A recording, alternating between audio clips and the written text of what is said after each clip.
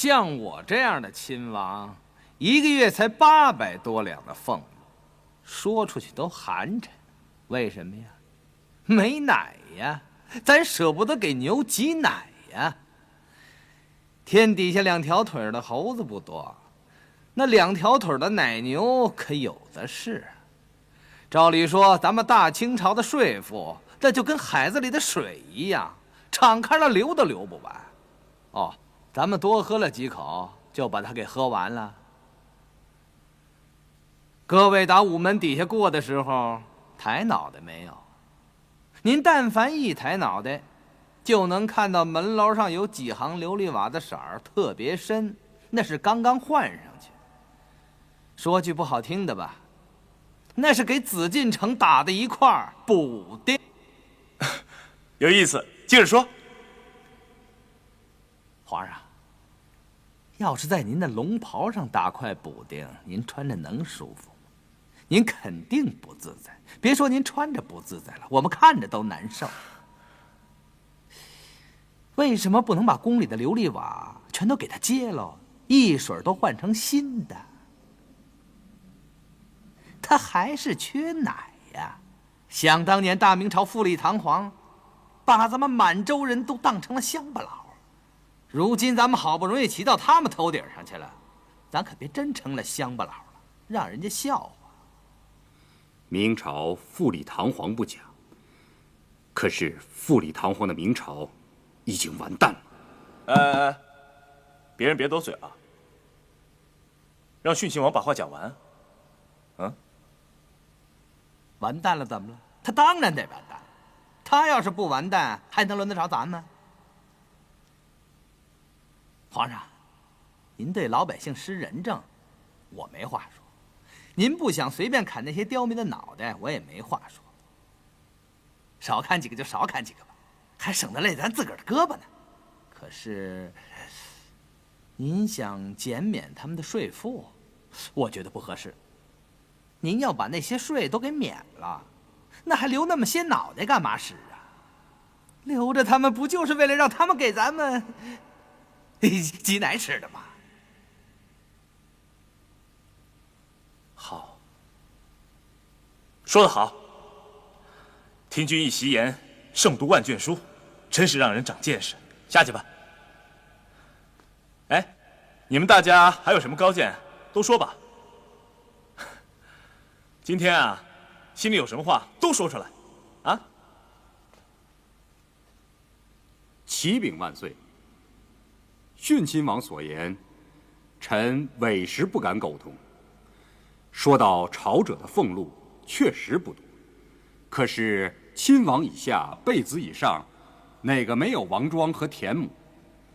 自从我大清入关以来，圈地的圈地，蓄奴的蓄奴，我八旗将士得到的还少吗？物产取自百姓，劳力也取自百姓。皇上，这牛瘦的就剩皮包骨头了，那么还能榨出多少油水来呢？万岁圣明，臣窃以为减免赋税恰是时候，否则这牛再壮实，恐怕也要累死了。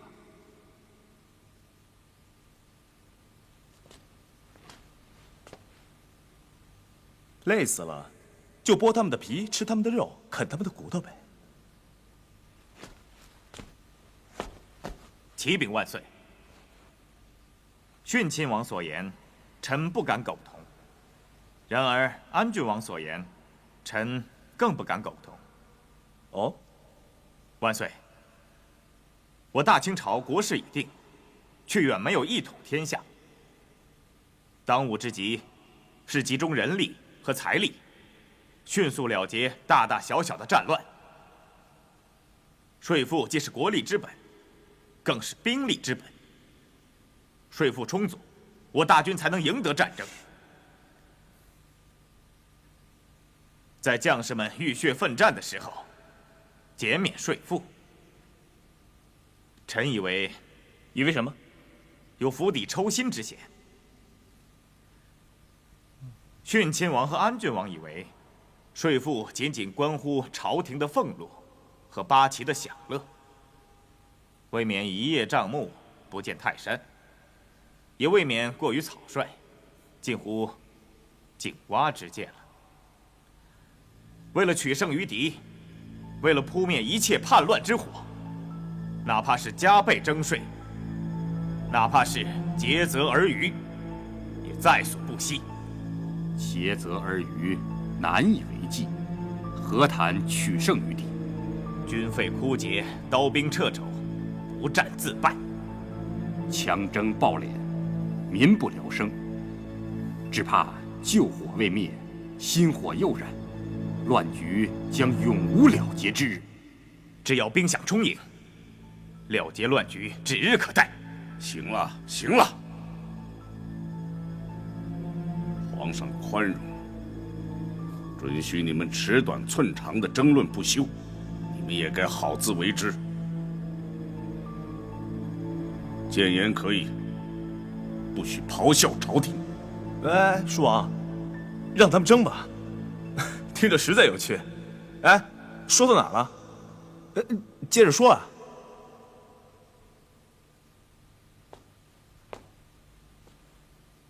不说了，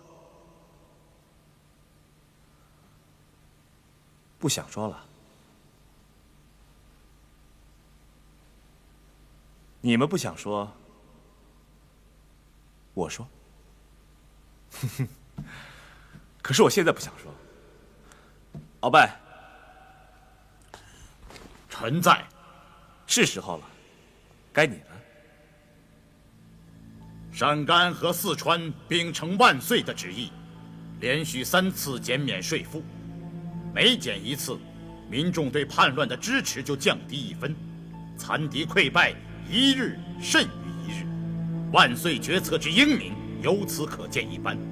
此外，大军所到之处，残敌的官产和豪绅的不义之财，一律充公，悉数转为兵饷。所谓减税之害，也就微乎其微了。都听见了吗？朕取信于民，要害在哪儿？大家应该明白了吧？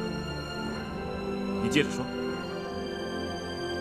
胜败乃兵家常事，然而细究起来，满洲八旗则败多胜少，而汉军八旗则败少胜多。平西王吴三桂所部尤为英勇善战，不论对手是李自成和张献忠的余部，还是残明小朝廷的乌合之众，此人都能所向披靡，战无不胜。此间奥妙，耐人寻味。近年来，皇上屡次把汉军作为主力，派往前线，如今已坐收神奇之效，圣上英明。倘若无此，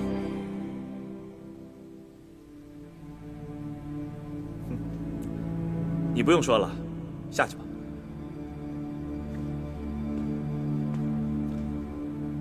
剩下的留给朕来说吧。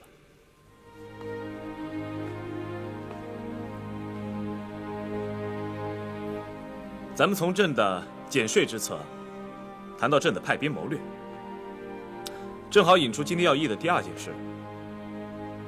许多人，包括满八旗在京的武官，还有宗室里一门心思要建功立业的少壮，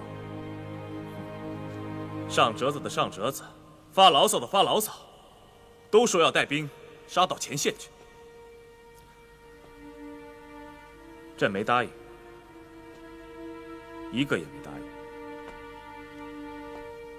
为什么不答应？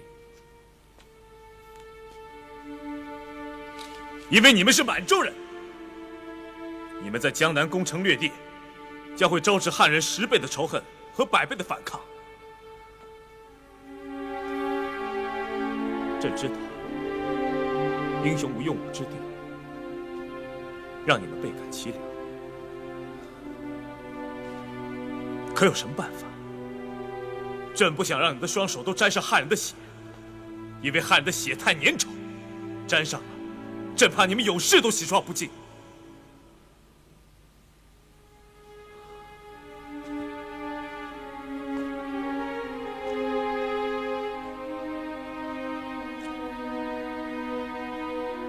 不管你们有多少雄心壮志，都暂且给我收起来。如果还是倍感凄凉，那就凄凉下去。我大清朝求的是万世安邦。要是哪位打算成匹夫之勇，图一时之快，朕没法成全他。要怪，就怪自己生不逢时。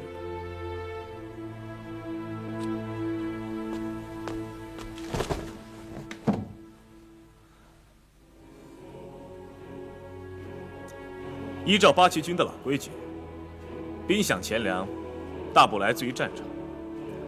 一旦攻占富庶之地，便会名利双收。如果哪位打的是这个算盘，就无需把朕挂在嘴上，口口声声说为了朝廷不惜赴汤蹈火，朕听着恶心。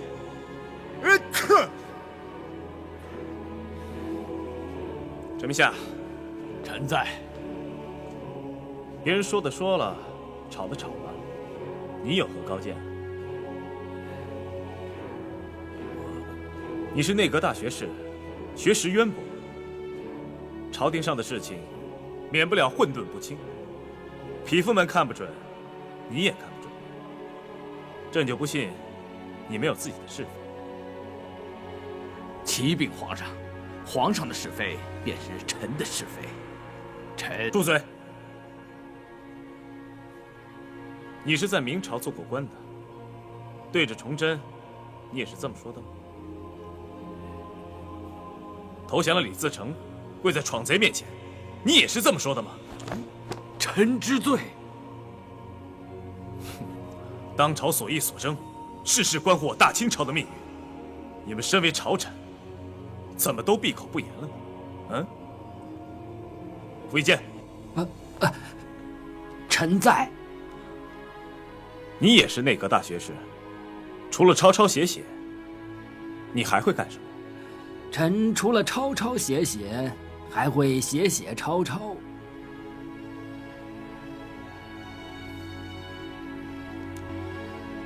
汉军的武将在前方做出了表率，你们这些文人就说不出有血性的话来。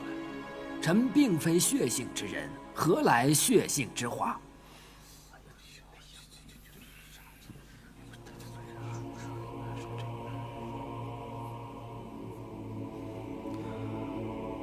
想当初，朕打算退婚的时候，你们这帮汉大臣们何其慷慨激昂，高论不绝。哼，朕惩治了你们，还革了公底字的职。没想到，你们这么快就变乖了，一个个都成哑巴了，啊？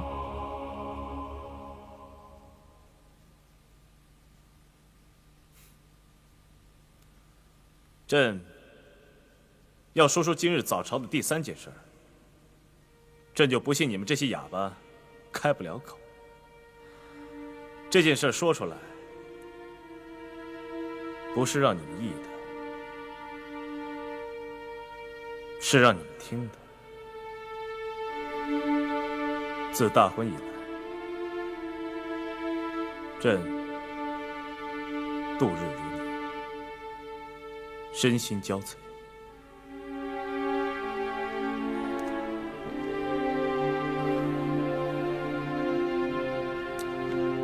不是1天2天了，君后不协，尽人皆知。想必你们早有耳闻了。朕不想再过这种日子。陈明夏，臣在。朕的是非，便是你的是非，对吗？傅一坚，臣在。你除了抄抄写写，还会写写抄抄，对吗？皇上，两位听旨。臣在。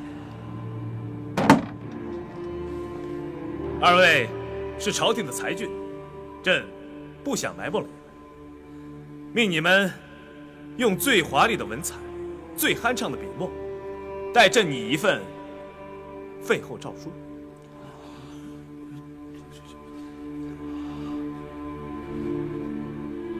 即日颁布天下。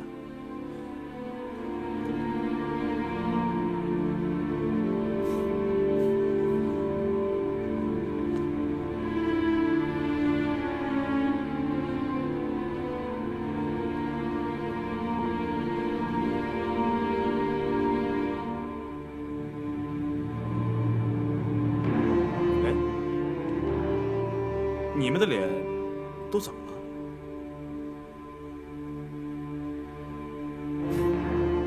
你们的脸只配得4个字：如丧考妣。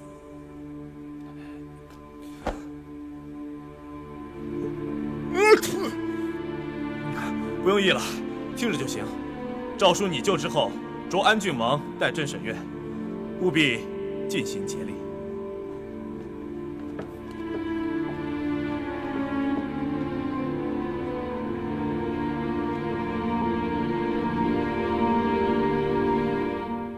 叔啊，皇上开玩笑的吧？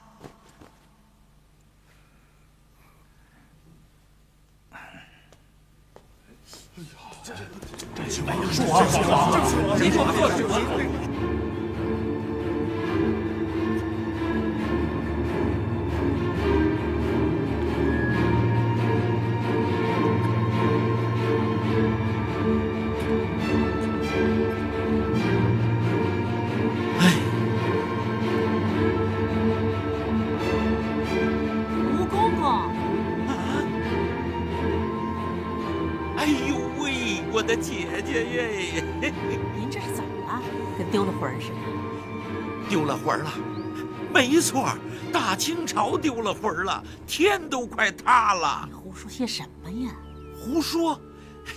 我要是胡说呀，我是您的孙子，您呐，赶紧给慈宁宫递上话去。皇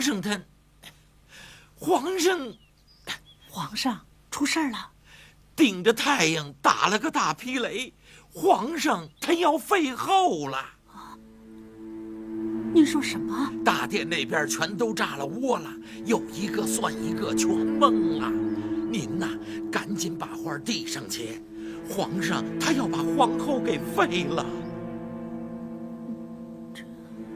等等，您掂量着吐口，别让太后听了也懵了。得，我给赶紧走了啊！哎，就这么着。吴公公啊，哎呦，行吴公公，吴公公，行了，吴良府，到底怎么回事？你说清楚再走啊！哎呦，我管您叫亲姐姐了。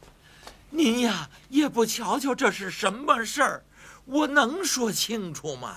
啊，我嘴里就一个舌头，您再往我嘴里呀塞8个舌头，我也说不清楚啊。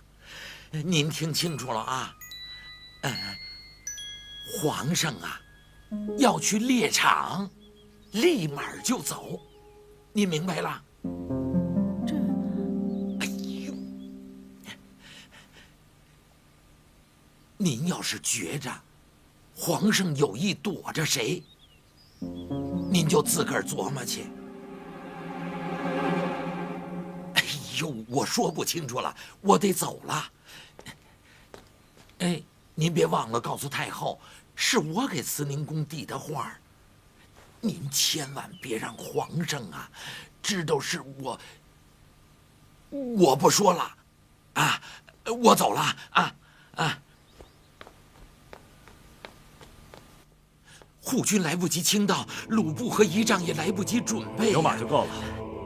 皇上，咱们先到西边绕一下吧。皇上，奴才求您了，咱们先让慈宁宫绕。绕什么绕？少废话，都给我直着往南走，我要去猎场。又出了宫可就是2重天呐，哪儿都是饥民，哪儿都是疯子。我看谁敢吃了我，谁敢！这。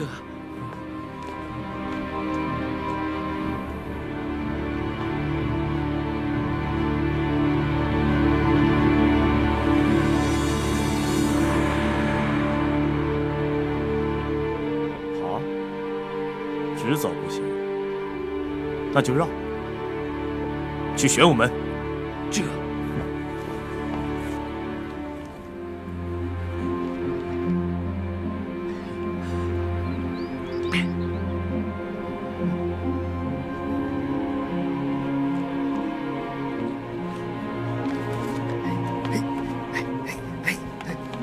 哎呦，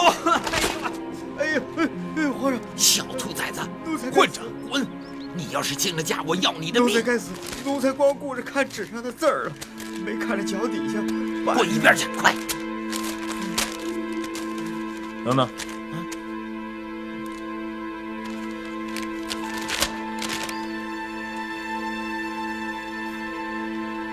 有点模样，你写的？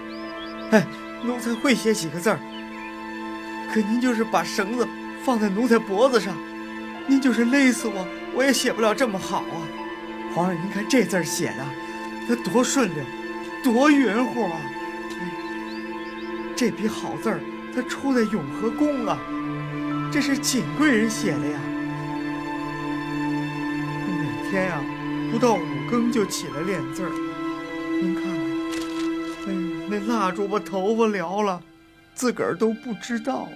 那墨弄在手上，都洗不掉了，那手指头上都磨出茧子来了。哼，这叫字儿吗？蜘蛛爬的一样。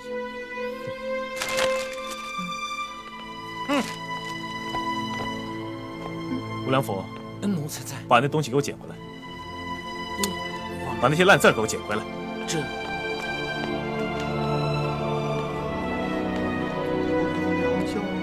手指都磨脚。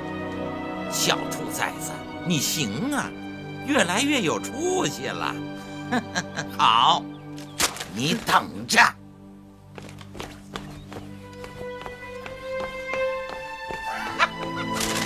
金贵人，你的字儿我给皇上看了，皇上拿走了。金贵人，金贵人。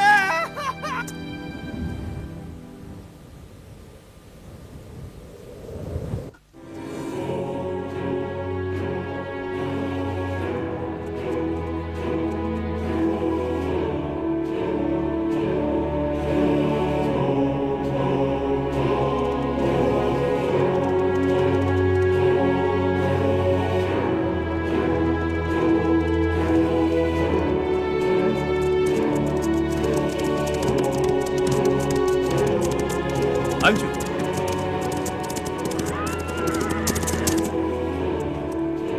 安郡王乐乐恭请上安。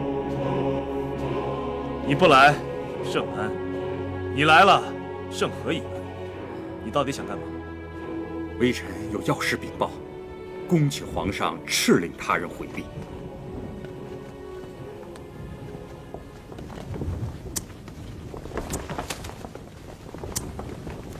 你们都散了吧。皇上，都散开。两口子过不下去了，只有这一个办法。堂兄，常人都可以休妻，我为什么不能？您不能啊，皇上。常人休妻是私事，您要废后则是国事。如此贸然的提出来，文武百官措手不及，难以接受还在其次。倘若举国皆知，百姓会怎么想？哎，我就不信，我换个女人他们会受不了，换个朝代，换个皇帝他们都受得了，他们还有什么受不了？皇上，您要是真的急着换女人，有人就真的要急着换皇帝来。夸大其词，你夸大其词！皇上，您以为不会吗？废后诏书一下，顺民们会惶惶不可终日，而刁民则会蠢蠢欲动。还有敌人呢，他们会怎么想？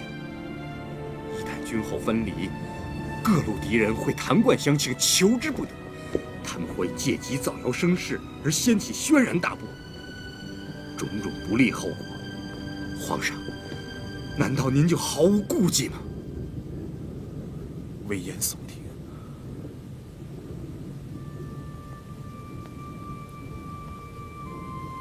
如此重大的事情，您为什么不跟太后商议一下？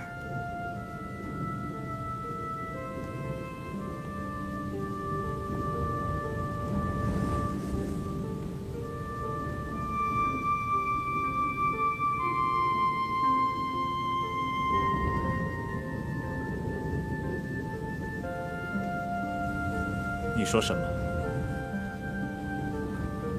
皇上，我是说，事关重大，您不能不跟太后商议。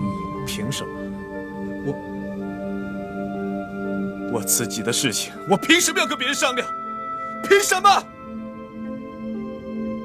你们可怜百姓惶惶不可终日，我早就惶惶不可终日了。谁可怜我？皇上，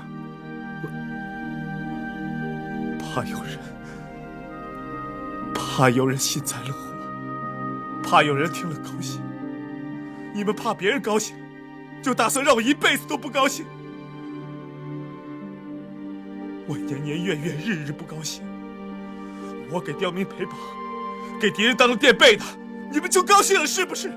啊？他们爱高兴不高兴，不管是谁，不管是谁，高兴也罢，不高兴也罢，我要废后，我要废后！啊！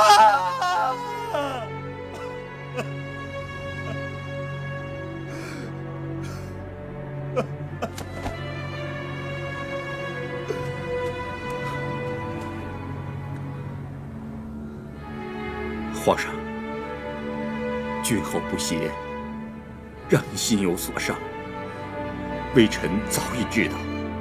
可是，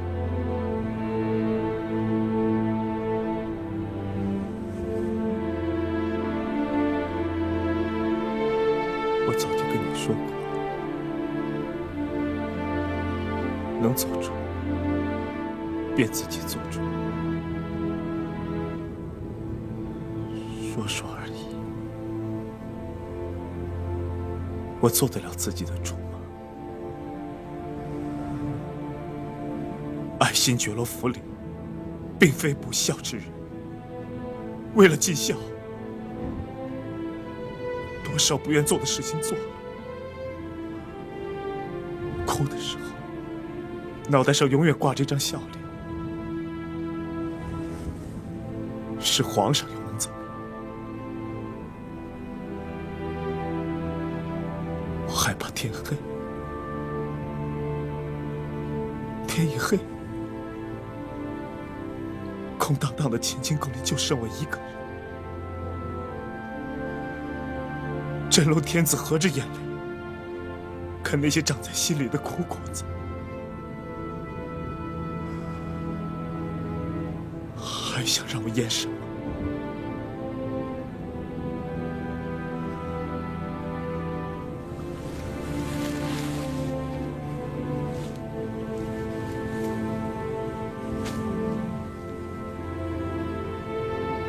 我什么都演下去。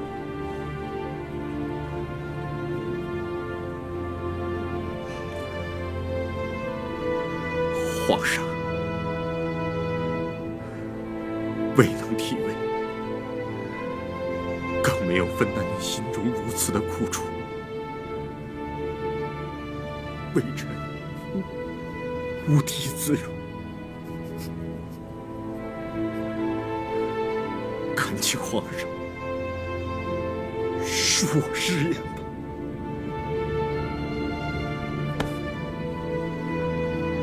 腾兄，我不管你。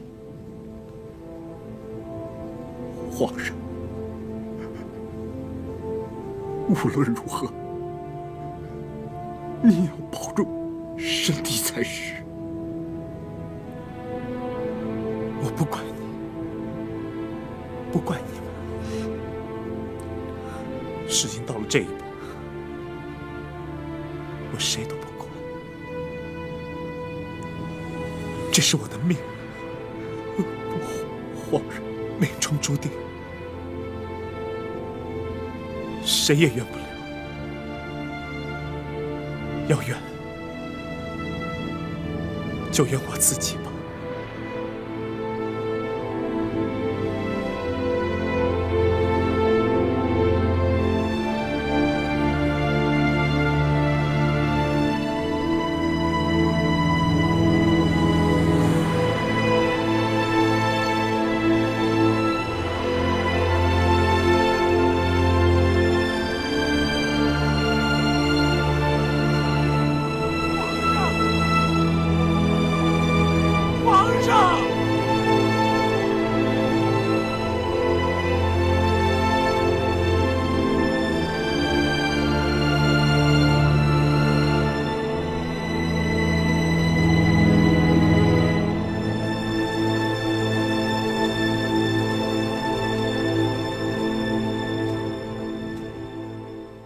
的像不像啊？到现在也没站在跟前好好看眼皇上，指不定画的像谁呢。让您照着安郡王的样子画吧，您就是不听。你看看，越画越难看了。那也没你难看。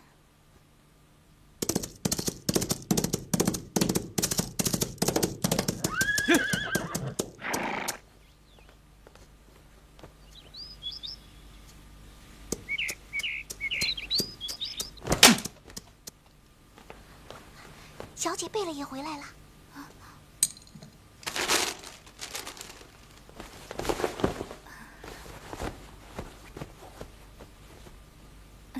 您回来了。啊，老爷，奴才给您沏茶去。站住！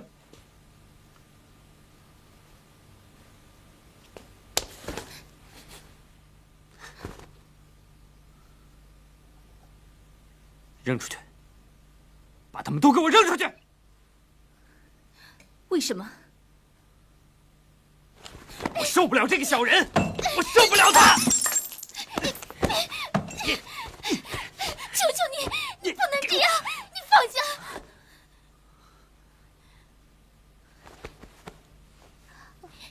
这些都是圣物，你想要干什么？毁的就是圣物！闪开！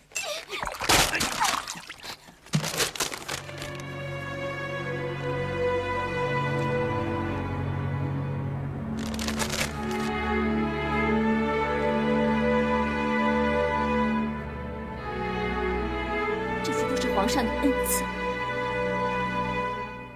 我和荣妞每天都用净水清洗它们。你们不问青红皂白就……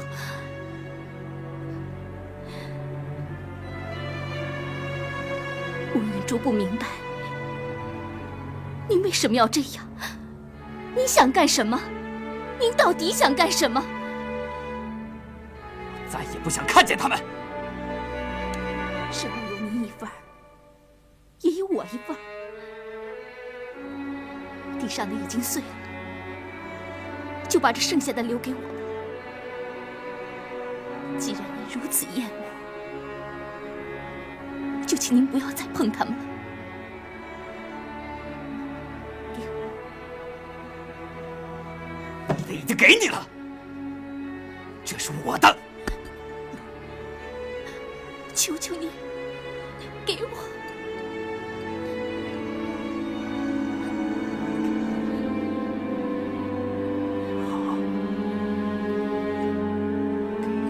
我给你，给！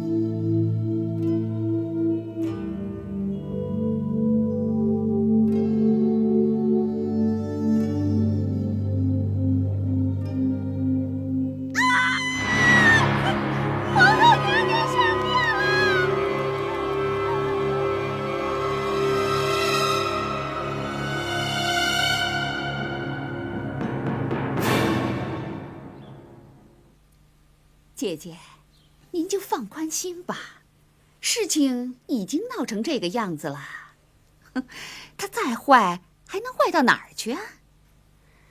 您可千万别被他吓着，他要是真想死，不会是这个样子。依着你，他该是怎么个样子？那根杆啊，比手指头粗不了多少，挂个铜锣上去都能把它压断了。这100多斤要是挂上去，您说他是想死的人吗？依你的意思，他应该把自己吊到门框上就对了，是吗？换了我，真是不想活了的话，怎么也得找个房梁把自己挂上去呀。死了还想拔高？高是高了，谁给你扶梯子呀？我还有谁呀？您呢？哎呀，笑了！哎呀，总算是笑了。哎呀，您呐，快点笑出来吧！瞧把您给愁的，眼窝都深了。哎呦，连这头发都干巴巴的，谁看了心里都堵得慌啊！姐姐呀，您可是经过大世面的人呐。从科尔沁的大草甸子，到满洲的皇宫，从关外到关里，您什么没见过呀？您什么时候犯过愁啊？姐姐，天塌下来了，您都不眨眼睛；大水淹到鼻子，您都不吭声。您可是女中豪杰。你说的这是谁呀？他还是人吗？姐姐，妹妹的意思，您还不明白呀？哼，多好的意思，你得说出来。你不说出来，那谁能明白呢？其实也没什么。我只是觉得，这上吊的人本来是想吓唬皇上的。怎么就把您给吓着了呢？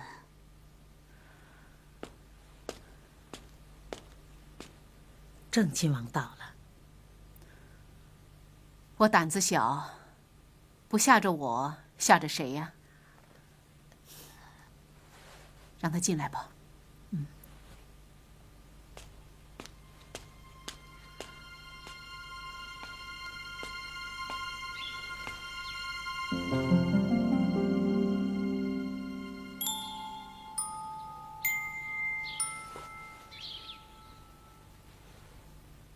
咱们好不容易熬到这一步，你但凡有一个三长两短的，娘，怕是真的活不成了。娘，孩儿不是好好的吗？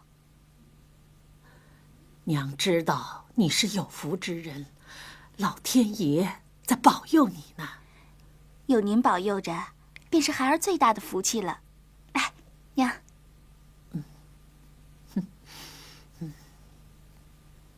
拉月啊，照理呀，娘啊，不该问。可是，娘忍不住，还是想问：坤宁宫是不是出事儿了？没有啊，没有。出什么事儿了？中宫两脚离地，把自个儿给吊起来了。你难道不知道？别瞎说，你别瞎说。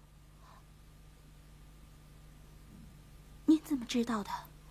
他们自觉着紫禁城的墙头比云彩还高，里边打个雷，外边都听不着。其实呢，这小风一吹呀，什么味儿能捂得住啊？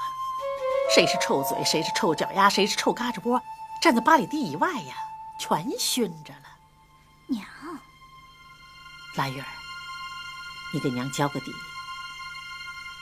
皇上是不是要废了他？你说什么呀？皇上扔2句气话，您也当真？皇上是小孩子脾气，说说罢了。中宫的父亲是皇上的亲舅舅，哪能说废就废了？我才不信呢！如果不是要废他，他能以死相拼？他就是那种人，他跟皇上怄了气啊，就自己折腾自己。多冷的天呀，他敢光着身子躺在砖地上，他敢光着脚跑到玄武门去。我可什么都没说。照这么说，他简直就是疯了。娘，就算现在不废，迟早也得废了。来月，你是皇上小孩子气儿，你可不能跟着小孩子气儿。啊？你舅舅说的对，开在你前面的花儿谢了，该你这个花骨朵露脸了。你可得给我打起精神来，听见没有？皇上的水已经泼出去一半了，他要是想收手，你可别眼睁睁地看着，你赶紧插一条胳膊进去咒他一下，全咒出去，一滴也别留下，盆子倒空了。